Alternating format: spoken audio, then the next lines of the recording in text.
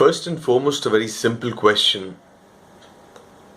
Are we reporting facts, or we are already in a mental frame of mind that we have the sole right to judge and finalize facts sitting in the newsroom itself? I put forward a humble request to all my favorite news anchors across India. I request you all, leave your newsrooms for a day. Come on a common platform, maybe JNU itself. Sit together.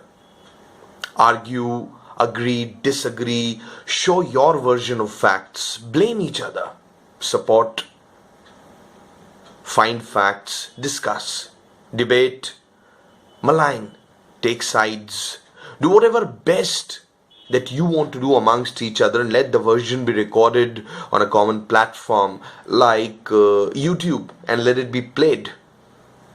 But for God's sake, stop behaving like political goons. While we are stressed every single morning and night thinking about what more is coming to India, you guys are making it a part of our system to decide which channel do we need to follow, which paper should we agree with, which newsrooms should we support. Ultimately, somehow it is boiling down to disagreement of agreements. If you feel something is anti-national, why do you play it time and time and time again on your news channel with those big red circles around? Is that being national? Aren't you subconsciously repeating the same act again and again? Correct me if I'm wrong. As a common man, a common citizen with least amount of common sense, nobody would accept anything against the country, be it in verbal slogans or acts or write-ups by so-called educated, vocal and articulate socialites through social media. Yet if we find someone doing the same, as a law-abiding citizen, my heart says we should try and follow the rule book. Most of us would do that. Nobody would take law in their own hand to deal with everything as per their whims and fancies. However, for both parties involved in this particular act of stating anything against the country or people who took law in their own hands, are these two groups defining the true face of India? Of course not. In a big family, we will have different kinds of members and each one would be behaving completely differently. Are you all behaving the same way? No, you're not. Because each one of you have an individual approach, and yet each one is trying their best to prove the unaccepted point that I'm right and of course you're not. Why is it that if I'm not with you does not necessarily mean I have to be against you? Shouldn't it be that two people disagree, yet there are times when they're not against each other? Well, is the country completely free from poverty? Is every single human living in this country getting food, water, electricity, clothes, and so on? Seems like. Are all roads 100% perfect now? Seems like, because suddenly all the potholes related stories that we've been seeing on national media, they've become stale, non-TRP generator, and of course non-appealing to your sponsors as well. Is the system 100% free of corruption now? Of course, since the pen is feeling the pollution, does the color of ink really hold values? Are we getting the right returns on our investments? Certainly yes, because economy is growing every single day. For God's sake, there are hundreds of logical problems that we as citizens need to take care of. Yet there are topics that are highlighted more than they should be. I am right. No freaking I am right.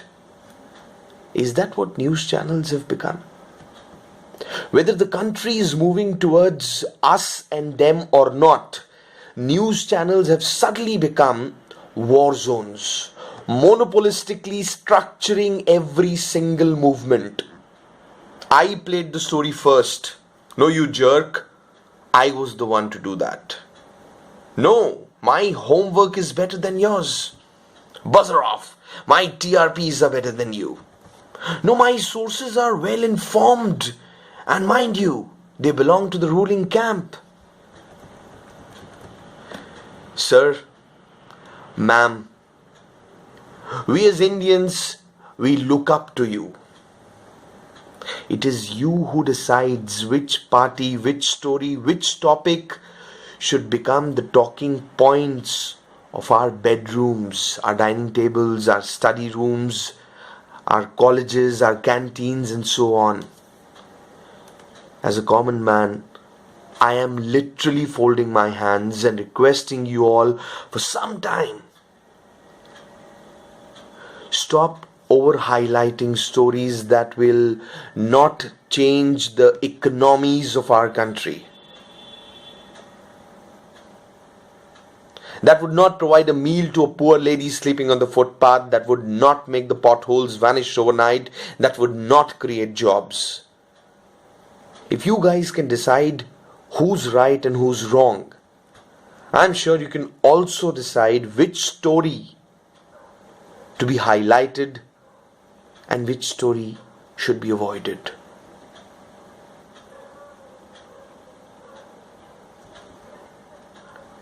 We all simply want to live happily as we have been doing so for ages. I believe caste, religion, class has never been such a topic of discussion in India.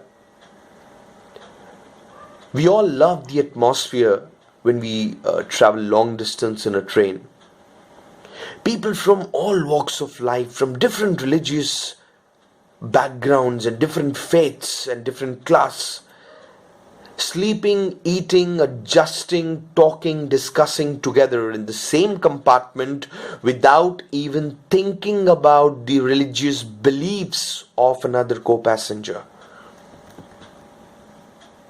India, by the grace of God, was, is, and would remain like a packed train compartment, all moving towards their journey, yet as individuals, respecting each other and giving ample amount of freedom and space to others. We all want peace and harmony. Anything that is sensitive, anything that is religiously political, is always an initiative towards a mental war, which I believe nobody wants, not even you guys.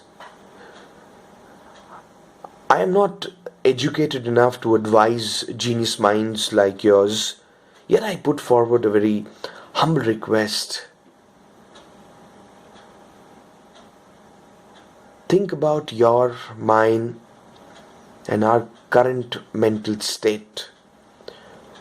We all need a stable situation in our country whereby economically beneficial topics and discussions and movements would be of more relevance to each one of us.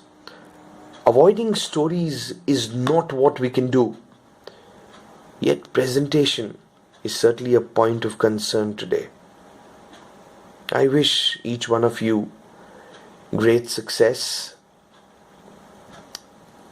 And I pray that we all look forward to a beautiful and a harmonious atmosphere in our country. Good wishes. Jai Hind.